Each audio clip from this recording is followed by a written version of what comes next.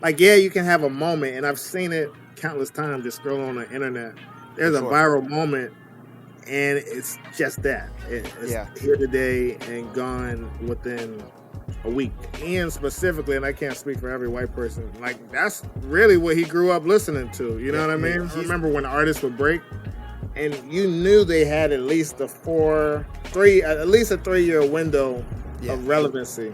It feels like now an artist is here today, gone next week. Yeah.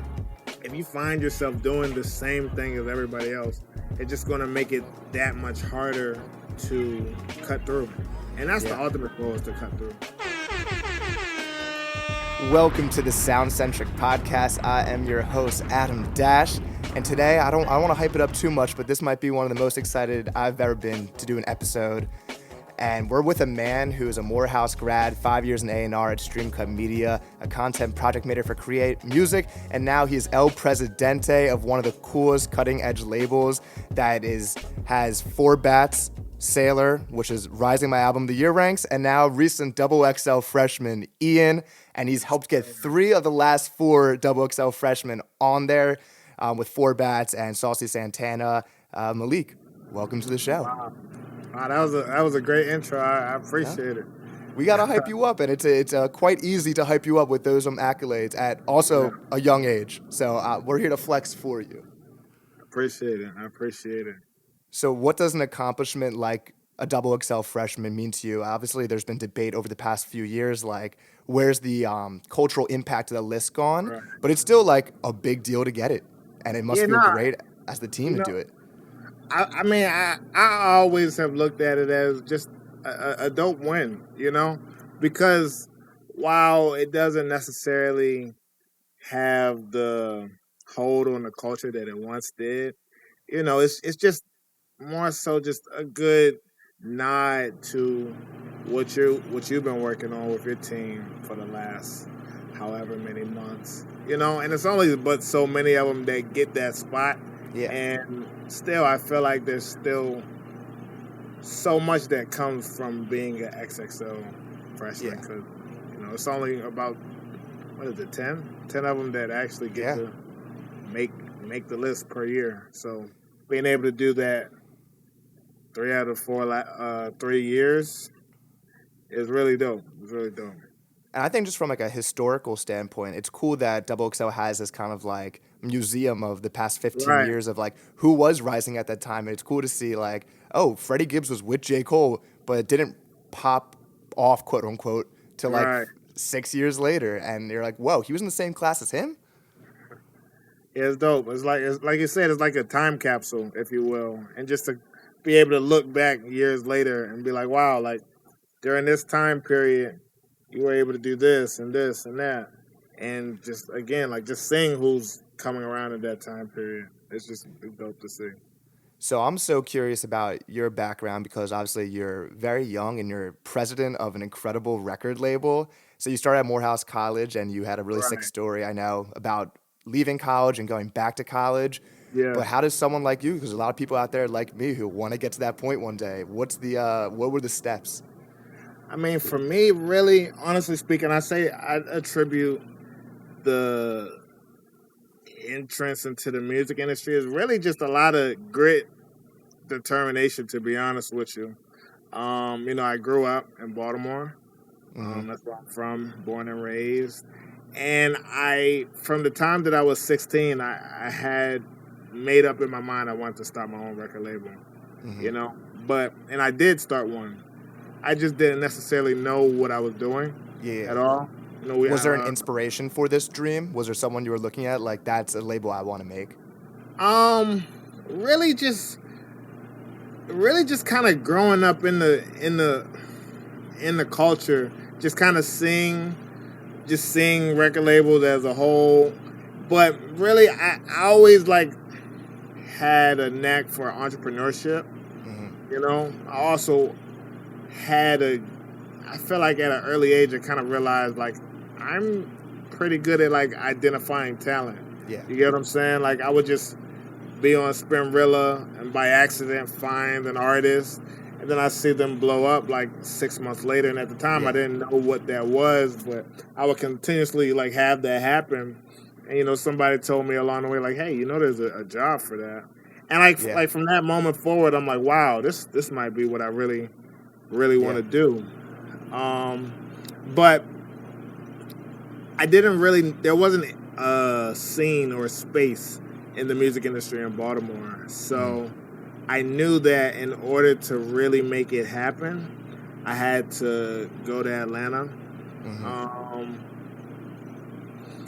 And so I went to college at Morehouse, really like 100% just to pursue my dreams in the music industry. And that's kind of really how I got started, by moving to Atlanta and just being able to take advantage of being at the time it was, my freshman year was 2016. Okay, and, great year for music. That was I want to say like one of the best years that I can remember for music, and especially in Atlanta at the time. It was just right place, right time.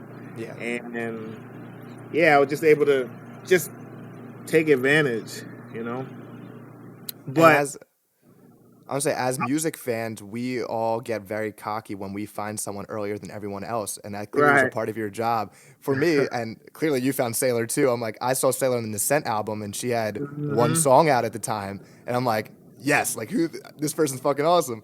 And what are some people at this time around 2016 that you're finding that you're like can look back on and be like, you won't believe this, I promise you, but I have the tweet. Like, you could actually like search on my Twitter account. I remember distinctly typing, I found this guy named Juice WRLD. He's really cool. Y'all should check him out. I feel like he's gonna be dope. But like seeing that text, that tweet, and also Yeat. I have another tweet that I had tweeted, like where I found Yeat at around that time. I think it was like 2017. And I used to run this page called The Tastemakers on Instagram. And I found Doechii there too, like right when she put out, I think it's called Icky Blicky Freestyle. There's a couple on there. Honcho, I found really early, I was excited about. And Sofago as well. That was another one. And what I mean, obviously it's gonna be different for each of these people, but like, what was it about them? Was it like your inherent business entrepreneurship? Like, oh, there's on top of good music, there's a marketing thing here, or was it music purely related? For me first, as much as like I do marketing, I feel like music has always been the driving factor with me. Yeah. Like, I think it starts with the music. Yeah, as it should. It has to start with the music. So each one of those artists, if I were to close my eyes, I feel like I would have said, nah, I really like this person. Yeah. No matter what. So it started with the music for sure, but I want to say, especially with Doechii, when I saw the visual of it, I said, this is going to go as soon as I saw it. I saw her on that the Colors show. She did Stressed, and I was like a junior in college, and it's one of those songs you send to everyone. You go, this is the person. Exactly. So it's cool. I have friends who I sent Alligator Bites the day it came out, and they text me now, and they're like, that was a good call. I'm like, I know. Yeah. Nah, so it was definitely music first, though. Music first for sure. And actually, just to back up a little bit, I forgot, prior to my freshman year in college, I was interning at a record label called D1 Entertainment that's based in Baltimore. And I was able to work with Shordie when he put out his project Captain Hook, and he had a song Obituary on there. And that was my first time really getting a chance to work in the marketing side of music and putting together a rollout and things of that nature. And to get into Boo Vision, where you've risen the ranks, how do you get to that point of the career? I mean, so from there, I went to Atlanta, and me and two of my very, very close friends, we started an organization at Morehouse called AUC Who Got Next, and that was really like our version of creating an internship at the time, because I didn't really know anybody in Atlanta. Yeah. Especially anybody in the music industry.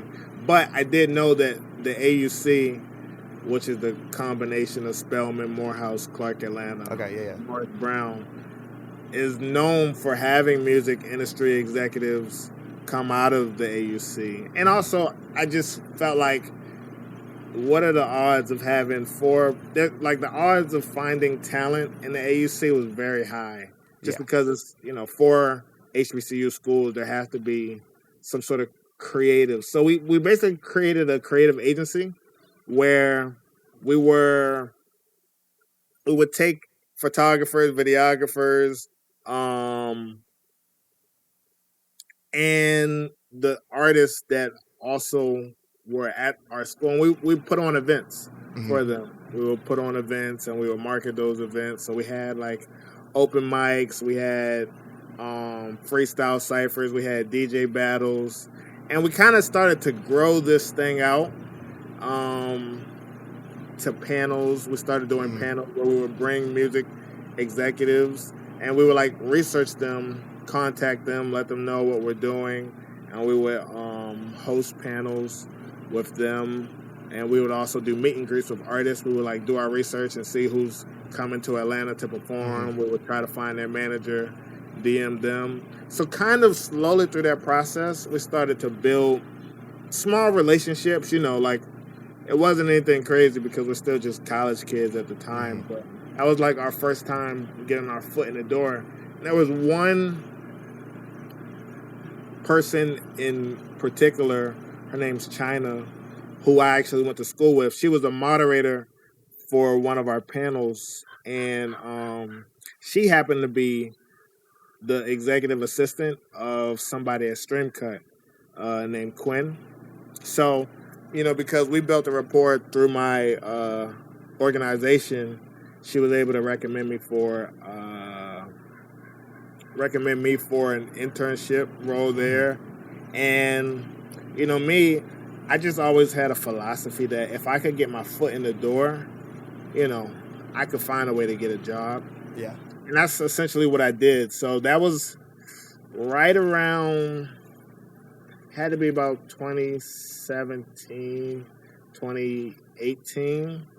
And this is when TikTok really started to become a thing. Like, it existed in an earlier form, but it wasn't necessarily a thing. And, my first assignment when I got to Streamcut, they had all the interns get in a room and they gave us an assignment to build a page to get your TikTok, to get a TikTok page to 1,000 followers. And they would give like the winner like $100. And I didn't really care about the $100. I mean, like, it was definitely helpful being a broke college student. But I knew at that point in time that there was a real need for them to figure out TikTok. At the time, I didn't really care about TikTok. I didn't know too much about it because it was so new. Like, I would hear about it, but, it had that stigma of, like, that dance app. So I didn't really care about it until I got to the internship. But, like, something just clicked in my head. I'm like, oh, they don't know how to do this. And it's clearly something that they feel like they need. And I just felt like, I wanted to get a job in the music industry so bad that I was just like, I'm going to fill the need of being the TikTok guy. You know what I'm saying? Yeah, they're always looking for the younger kids to understand everything and know stuff. Because there were like two lawyers, who've had a lot of success in the music industry, but in terms of the tech side and the upcoming stuff, they were really clueless. It's like they learned Instagram. They're like, that should be it. I should be done. Yeah, that was it. Now, really, it was YouTube. YouTube was their thing. Okay, yeah. They made a killing off YouTube, and then it switched to TikTok. But so we had that competition, and everybody else was just making videos of their own and things of that nature, and I was just like, and it sounds like obvious or common sense now, but like I was like, I'm gonna do a sports page because I don't feel like me personally I'm that interesting of a person for people to want to follow me. Yeah. But I'm like, I know if I were to see a sports highlights, I would stop and see that. So I did it. I did a sports highlight page, and I call it Highlight House or something like that. Like a similar name to like House of Highlight. Yeah. You know what I mean? So like I just like, and this is just a lot of. I feel like it's like common sense stuff, but I was just trying to do anything to like bring attention to my page and like play off of familiarity, if you will. That's a thing with marketing that sometimes it's hard to take yourself outside your shoes and be like, wait, what do I actually watch? Like, I've even been guilty of that on this podcast where I was having episodes where I'm like, would I even watch my own episode? Like, was this even that interesting? So for you to have that hindsight of like, oh, like I like sport, like people like sport videos. Yeah. They're not looking to do me. And like, that's a smart outlook on it. And you know what? To that point, I feel like that's one of the biggest things in marketing, just in general. Like, you have to have that wherewithal just to look at things from the lens of a consumer, you know? Like, I feel like a lot of times people, like, pursue marketing with ego, if you will. Like, this is what I want to show them, so I'm going to show them to them like this. As opposed to, like, looking at it from the outside, looking in, and it's like, you just got to put yourself in the shoes of the person that's consuming the content. Because we all know what we do on TikTok. We all skip so fast. You get 3 seconds to make a point. So like I'm watching my own videos. I'm like, this first 3 seconds wasn't that good. Like, what did I think was going to happen? Exactly. And those small details, I think, is everything. Those small details are everything. But yeah, anyway, like, you know, I would post TikToks and I would study other pages and I would like try to figure out, like, I would try to reverse engineer. And again, like, this isn't really something that was taught to me. More so just like, I guess, just trying to figure something out and trying to reverse engineer how it worked. And I just realized that consistency was key in terms of building TikToks. If I could just post like 50 TikTok videos of sports and incorporate trending sounds, eventually one video would catch. And I was able to get 1,000 followers on that page within 1 or 2 weeks of the contest, while everybody else was still struggling to get to 60, doing whatever it is that they were doing. So I won that contest, and I was able to put myself on a radar of the company at the time. And from there, I just kept trying to find ways to insert myself into the room. It then became fan pages. You know, like we got to a point where we realized TikTok is a thing at this point, but our artists didn't really care about TikTok. Like, you know, Saucy Santana, one being the artist that was who I was working with the most. And at the time, he didn't really like TikTok at all. He didn't understand it. And, you know, I remember my boss at the time, he wanted to he wanted to get him into TikTok, but he just wouldn't do it. So he had the idea to create a fan page. And, you know, he'd been mentioning it to the entire company at the time. But me as an intern, I'm like, okay, he keeps saying this. I'm going to just try and make a fan page, finally do it. And I was able to just create that fan page, and I would just post it. And it was pretty easy. I would find clips of him and post, try to create sounds and test different audios. And I was able to grow that page to about 137K. Wow. Followers, just over consistency and time and that nature. It's a small idea because I've noticed like Lexa Gates, like the rapper from New York, she has a TikTok page called Lexa Gates fan page that I don't know if she runs it. It could be her label. It could be a random fan. Right. No clue. But it does very well. And And you know, idea. like with fan pages in general, I mean, I'm a huge fan of fan pages just because, one, if you ever go to a fan page's comments, it's such an interesting thing. Most people think it's the actual artist. They're like, "Hey, I love the new song you just dropped," and I'm like, it clearly says like Saucy Santana fan, but But it just made me realize it's like most people are just scrolling, so they're not really looking to Yeah, see it, that's it. like Yeah. what's the account. So it's really like if it didn't reach them from the artist account, you can reach them from the fan account. But it also allows you to post a lot more content that you probably wouldn't post as an artist. Yeah. Or It's kind of like a Finsta. It's like in a exact, weird way. exactly. So, but yeah, like I was able to build fan pages, and from there they gave me the job at Streamcut, and I was able to just continue to build with Saucy Santana, and we had a couple records that went pretty well, went pretty viral on TikTok, and that was like my first time getting into the game of, I guess, working there. Whole time I wanted to be an A&R, like that was always my thing, but I'd always get pulled in the direction of marketing because no one would like believe in my ear enough for me to get something signed. But fast forward, I left Streamcut and I went to an agency, a TikTok agency based in LA called Vertical, and I served as the content, the head of content there. So I work with different artists and I help suggest different content for them to build. And this is when I really started to understand where music was hitting. I'd say this is after COVID, so like 2021-ish, 2022. But I realized like there was it was just shifting from artists posting on their own. I mean, artists like paying influencers to post 30 times because that was like the thing, like TikTok campaigns, and of course they still exist today.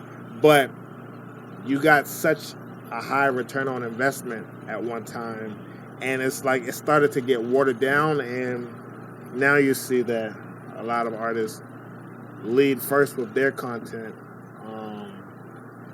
And I just started to learn that game, and I feel like the labels started to learn that game as well. I work with a couple different labels, and at that head of content role, they were introducing content departments, specifically focusing on short form and things of that nature. So I think having those two lines of thought, like the short form content creation side and the TikTok side, allowed me to really get a full grasp of understanding when it came time to transition into Blue Vision.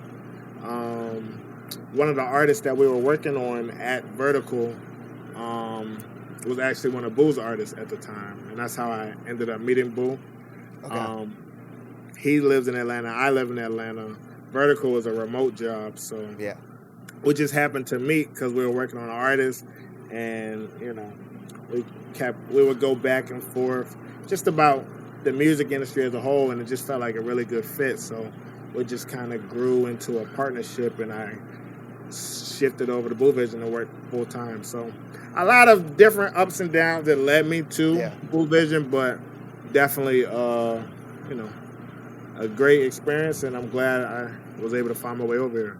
Yeah, and I saw an interesting clip the other week. I'm sure you've probably seen it with Pink Pantheress, and she was talking about how she's like, I gotta be honest, artists, like it's obviously the music, but you also have to have like a branding, like a story to yourself. And I'm gonna go out of order here because I'm gonna start with Sailor, but I'm so curious what you look for into an artist to sign them to your label, and how much actual like work goes into like this background scenes of like raising her up, because she has. I talked about this in the video that you quote tweeted, that each of these three artists have such a unique thing to them, whether it's Four Bats with the shiesty and like a different voice than you were expecting it to sound. A common theme in all their marketing was like the on the block freestyle was very important to each of them. And Sailor with her grills, and Ian with like the family and kind of embracing the humor of like his music doesn't match, similar to Four Bats, doesn't match with it. But taking Sailor specifically here, what was something you guys noticed? How do you even find her for the rising artist who's looking like, how does a label even get to me? Like with Sailor specifically, oftentimes in the music industry, I feel like a lot of labels are chasing after the same artist. Yeah.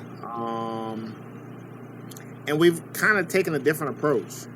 Like, it's a lot easier to sign an artist that's having viral success immediately, just because it's a better proof of concept. You have a proof of concept that is working, and you can take that proof of concept and then build it into something that's real. But like I said, there's a lot of competition in that because it's working, and that's ultimately the goal. Whether your music taste tells you that you don't like it or dislike it, if there's something that's working, it's easy to make it work at a larger scale. But we kind of took a different approach with Ian, SAILORR, and Bats. You know, like, really we found them at 1,000 followers. And, I mean, what stood out to them was the talent. Before there was a brand identity to really fully go off of, the talent came first. And you know, like, with what we do, a lot of marketing goes into you know, figuring out like how to make it come together. But I think the ultimate superpower is the music, you know, because there's different elements that they have that we provide, but I think the talent allows it to stick, if that makes sense. You can't, like, you can have a moment, and I've seen it countless times just scrolling on the internet. There's a viral moment, and it's just that. It's here today and gone within a week. If it lasted a week, if it was longer than a day.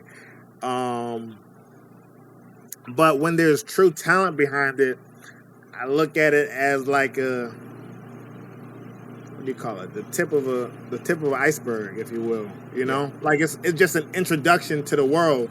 That viral moment, but the talent allows them to stay a lot longer. So, you know, with SAILORR specifically, Boo, he found her, and you know, I remember him showing her to me. I never saw what she looked like at the time. Just playing the music. He had a couple of her demos, and we were sitting in the car playing them over and over. At the time, it was the song Down Bad. I want to say it wasn't Down Bad. No, it was Down Bad. Down Bad. That was my favorite song at the time that we had. Incredible that was song. That was a demo. Pookie's Requiem. She had Down Bad, Pookie's Requiem, and Will You Lie as a part of that demo package that we're playing. So I remember listening to the music, and I'm like, Will You Lie is currently stuck in my head. You know, like, those songs are incredible. So before we even got a chance to see what it is, you know, it started with the talent. And we just kind of, you know, took our bets on the fact that we could take the talent and then, you know, do what we needed to do to get her to where she is.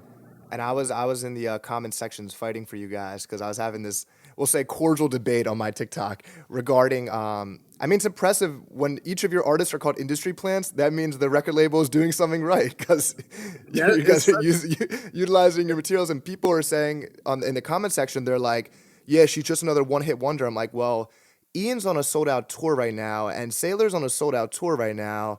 And people complain when these one-hit wonder artists jump on like a major tour, major festival stage, and you're like, wait, they've never performed before. And now we're seeing someone who's starting at the bottom, as they should. Like this, I saw Tommy Richmond recently in like a 1,500 venue, and like that's the way to build a fan base. So I'm like, you think she's a one-hit wonder? There's fans, there's people paying money to see her. It's real.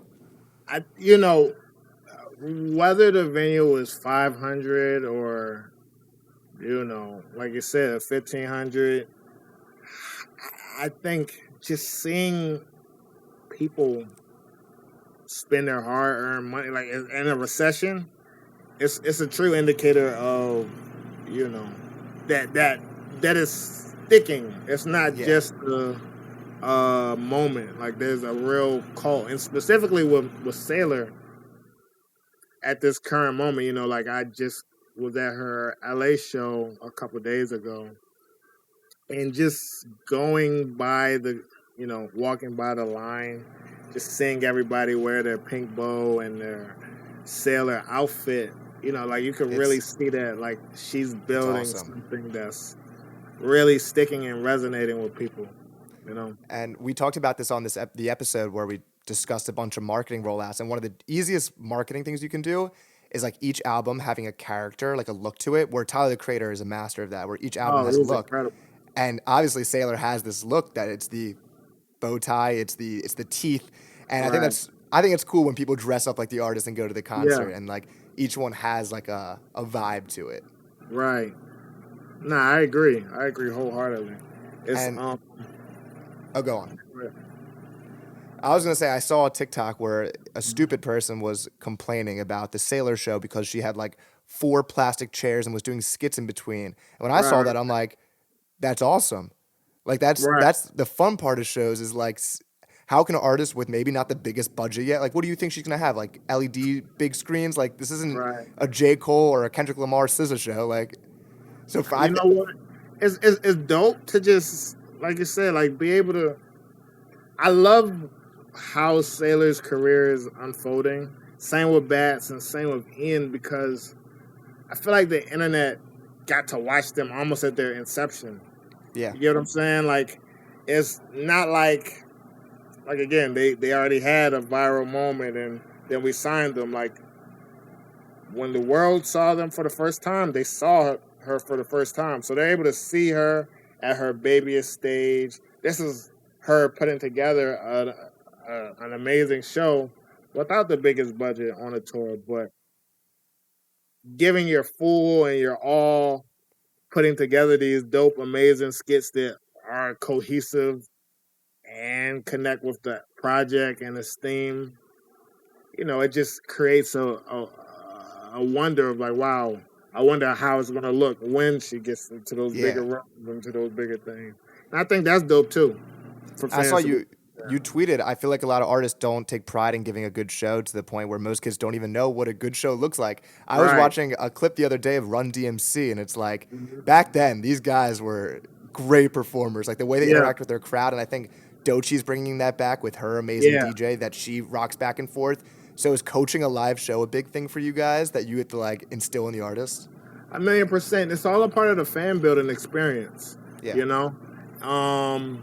I think one thing that we've been really, really, really big on is just really working on fan building, and just giving fans experiences, because that's who you're doing it for. You're doing it for the fans. Yeah. So putting effort, time, and energy into your live show is really, really, really crucial for us to sell the artists, because I want them to connect and resonate with the music on a deeper level, be able to go back and listen to it and now think about the show and the amazing performance that you gave. So that's really important for sure. Yeah. I've been won over by an artist. When Jordan Ward opened for JID and Smino, I went back to my house. He was one of the best performers I've seen in hip-hop, and I hear the album Forward, and I send it to everyone I know, and like that one concert made me a fan for life. Like it literally won me over, and it's like there's so much power in that good show. No, I agree 100%. And then also I know SAILORR did like the Instagram Live where fans gave like their relationships issues, and like you're hearing like your favorite artist talk it out, and like those are the things in the blog era and growing up made me the biggest fan of the artist I loved. Yeah, she's really good at interacting with her fans in general, like in the comments. Like I think her team as a whole does a really good job. Like there's a lot of fans that we know on a first name basis, Like there was one fan that couldn't get tickets, and we just went out of our way to make sure that we could get them to the show for them to be able to see her and then give her a gift after. Just because those small little interactions make you a fan for life of somebody. And like, for real. It feels small, but if you can impact people's lives at scale, like it's going to turn into a real core audience. And doing something with an artist at that stage is everything. And I've said this on the show before, but when I was like 14, I think I tweeted to Logic, I'm like, it's my birthday, and he wished me a happy birthday back. And like that simple tweet to him, he has no idea what that did to me. I bought show tickets, I bought merch. That's money in his pocket from just tweeting happy birthday, Adam. That's crazy. That's really crazy. And a lot of your artists have had some like accusations of cultural appropriation because of Right, they're very different things, whether it's the grills, and then Sailor's talked about how that's like her Vietnamese culture, and like, there's different roots right. to that. And Ian has his own thing that we can get into in a second with Tyler, the creator. But is your viewpoint as the label like any press is good press, especially if your artists are able to speak clearly what their intentions were with the music? I mean, I think it's definitely twofold. You know, like being a black man working in music, you know, I'm very protective of, you know, just the culture as a whole. But Yeah. I'm also, you know, working with these artists on a day-to-day basis. You know, I know what their intentions are, and I know how, you know, like, that's important to me. Like, when we got to meet them, you know, Yeah. I don't want to stand next to anything that I feel like is, you know, making a mockery of what we're doing. But I've been able to get a chance to know them and meet them and experience them on a true level. To answer your question, I definitely think, you know, while it's not something that we spend time on the marketing side with, it's at the end of the day,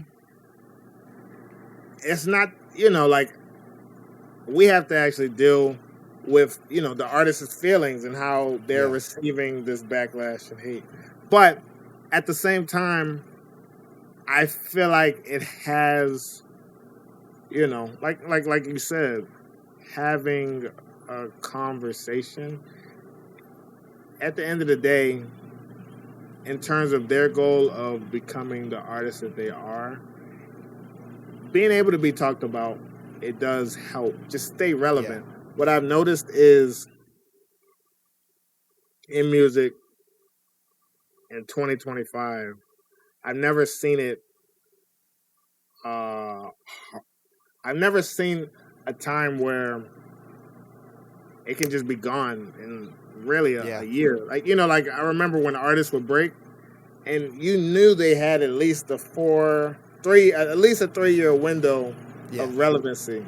It feels like now an artist is here today, gone next week. Yeah.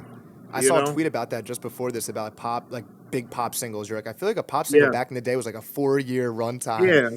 And like It's now it's like espresso. In 2 years, will we be still playing espresso? Like, probably exactly, not. and that's pop. Imagine Yeah. like what it is in other genres. It's the window for what's happening is so short. So, you know, while it's definitely not great and definitely not like our intended audience. I'll say in terms of being able to just be able to be in a space where people want to care about the artist, the conversation definitely has allowed them to continue to give their perspective of the world and Yeah. put it up there. And I was going through Sailor's TikTok the other night and like how funny she naturally is with her own humor. And Ian's also been big on that. Like he Right. clearly is a funny guy, enjoys making skits, and like he has the album cover that's the recreation of the famous meme. So Right. how much is that you guys leaning into the branding of that? And like you understand like the music's different than what the portrayal is, and that's part of the marketing of it. How much of that is his humor naturally and what he wants to do artistically, and also the label being like could be a good way to market him. I mean, look, I'm gonna say this: being a marketer, I feel like you can only go as far as the artist goes. Yeah. You know, like especially working with artists, it's hard to get artists to do anything that they don't want to do. Yeah. You know, especially leaning into or being someone that they're not. Yeah. And I think just overall, like going into a plan with an artist, like for me personally, I like to kind of look at what I like consider their superpowers, if you will. And you know, like when I say superpowers, it's just their comparative advantage.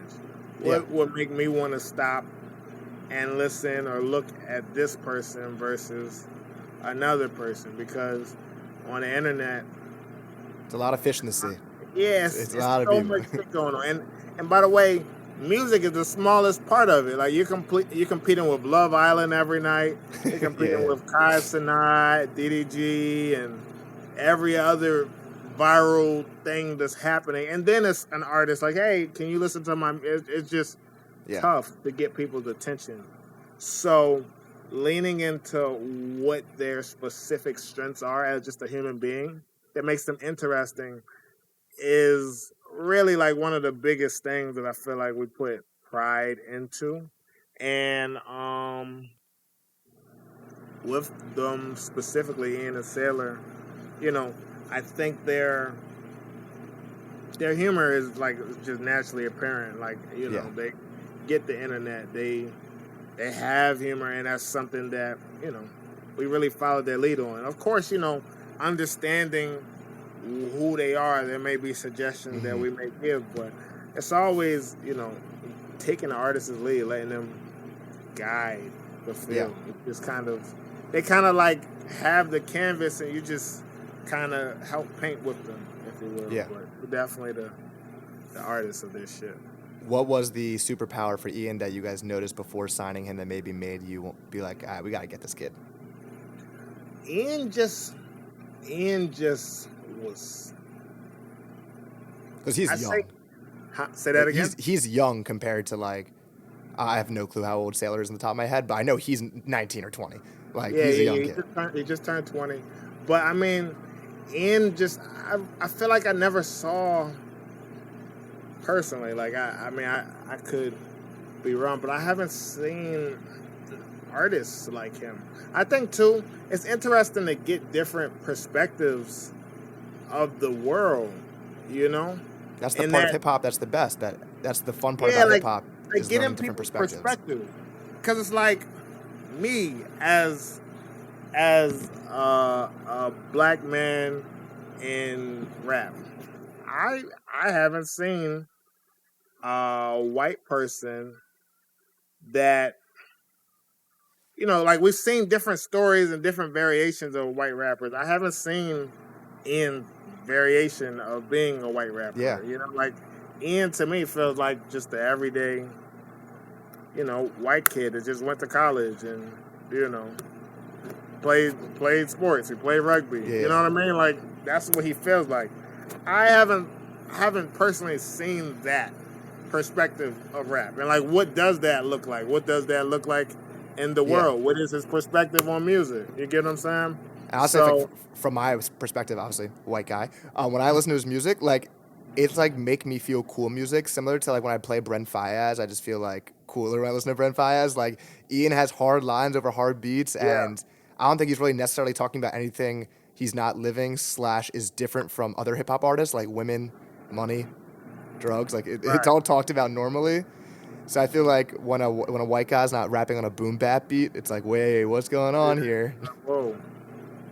Yeah, like, exactly. But I'd Mac say Miller that behind me. People like Mac Miller has an interesting story of, there's a Danny Brown quote from like 2011. He's like, I hate that guy. He makes shitty music. And now it's easy to look at Mac Miller like, oh, he was a lover of the culture and he was an amazing artist. And like, it took time for him to evolve into that from the frat rapper who started.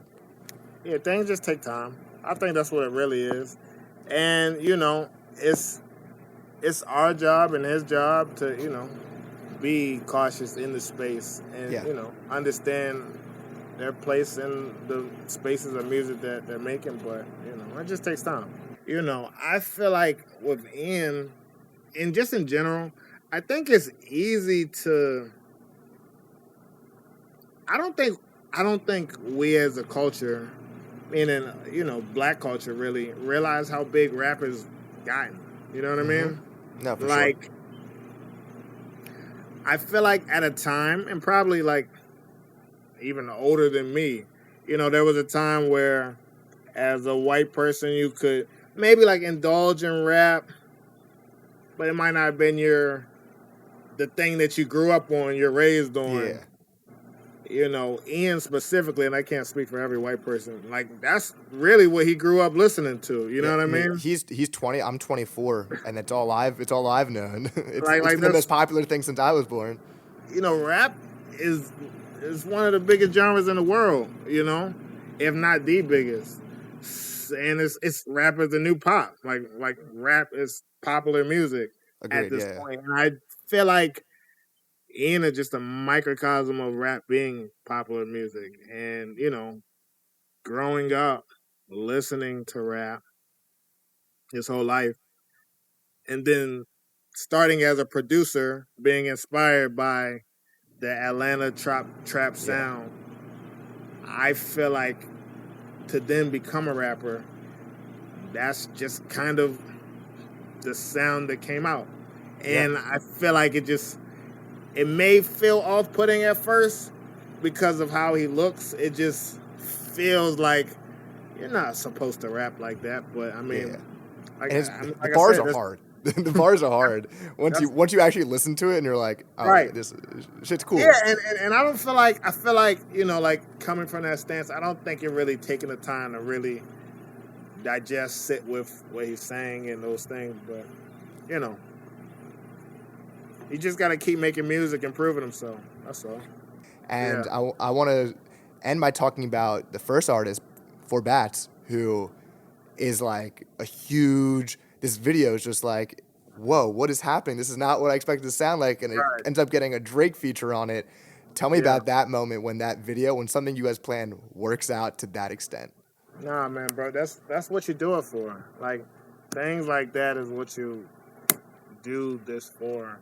And like that moment, that song, and that video specifically going as viral as it did, it just really it's really dope. It's really dope, like, for lack of better words, just to see how far it went just off of just trying to execute, do something a little bit different. But yeah. And what does the pairing now with like Atlantic and having like a major behind you guys, what does that allow you guys to do with your artists, whether it's marketing or tours or anything that wasn't being able to be done as much before with a lower budget maybe? I mean, it's really just about I wouldn't say it's just finding a good partner to just reach into different areas. We were able to do a lot of this just as it is, but adding experience, adding relationships, adding resources always just helps to extend what we're doing with the overall goal. So Yeah. I've definitely been excited about our partnership with Atlantic. And for the rising artists who are hopefully watching this right now, that I love talking about, and there's so many amazing people out there.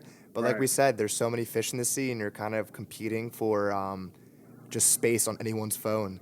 What Right. have you noticed that you look for an artist, or maybe artists could double down on that they're not thinking of? I mean, I'm always. I'd say like the most important things would be, one, making good music, and it sounds very cliche, Yeah. but I really am a firm believer that like the cream rises to the top, Yeah. and we're in a drought for good music. So if you're making truly good music, that's really the first step, to make good music. In terms of the other things that are important, consistency is key. It's hard for you to be looked at or be taken seriously as an artist, an upcoming artist, if you're not consistent. You're putting music out You're an entrepreneur. Yeah, and for multiple reasons, not just because of it makes me feel like you're not taking it seriously, but imagine being an upcoming artist. You drop one song at minimum every month. That's 12 songs in a month. That's 12 different opportunities that you're giving yourself to be seen. Well, and I'll break it down even further, because say you drop one song a month. There's 30 days in a month. You promote each song for 30 days. There's a whole year worth of content. You're giving yourself 365 chances to be seen. Yeah. And that just increases your odds. And that's if you post just once a day. Yeah, my brothers refer to that to me as spreading your luck surface area. Because everyone thinks everything's luck, and like luck does occur, but for luck to occur, you have to put yourself in the place for that luck to occur, which is posting it. It's never going to hit if you don't post it. Exactly. And then I say the third thing, and this is where the marketing comes in, it's just to be different. And really, you have to be different. If you look at the three artists that we discussed specifically, I feel like all three artists, why they cut through, is because they introduced a unique perspective on what we're used to, and that really means everything. And I feel like we try really hard to think of unique, interesting, innovative ways to do things, to package music, to release music, to market music. We spend a lot of time trying to find ways to be different, and I feel like it can be a little bit scary to do something different because you're afraid that you might be judged or it might not land correctly. But I just feel like if you find yourself doing the same thing as everybody else, it's just going to make it that much harder to cut through. And that's the ultimate goal, is to cut through. If you can cut through, you have a real chance of being able to do something. But if you can't ever cut through, it doesn't matter how talented you are. It's just how the chips stacked against you. Yeah. Well, Malik. Oh, keep going. Yeah. Nah, that's really it. No, because I love that, and I think that's important for artists to know and understand. It goes back to what we were saying before, that stepping outside your own mind, because you love your own music, obviously, and thinking oh, if I saw this on my TikTok page, would I swipe past it, or would I actually stay to watch it? And a lot of your artists have things that you're are just captivating right from that 1 second hook that you need. Yeah. Nah, that's the goal. That's the goal. So I want to give you a little spot right now to shout out whether anything Boo Vision has going on, anything the specific artist, or you want to shout out, and where people can find you guys. Working on Ian's newest project. I'm excited for that to drop soon. He just put out a song called Shut It Down. Sailor's tour. I mean, we just finished the U.S. leg. She's about to do her UK tour date. And, we're working on a lot of dope new music with her. Wrapping up Four Bastards project. We just did that today. So, just excited about what we have to come. The first step is to break an artist, but it's really about being consistent and continuously pouring in once you have people's attention. So that's what we've been really focused on. You can follow me on Instagram at Mr. Tastemaker _. That's right, yeah. And I believe it's _Black40 on Twitter.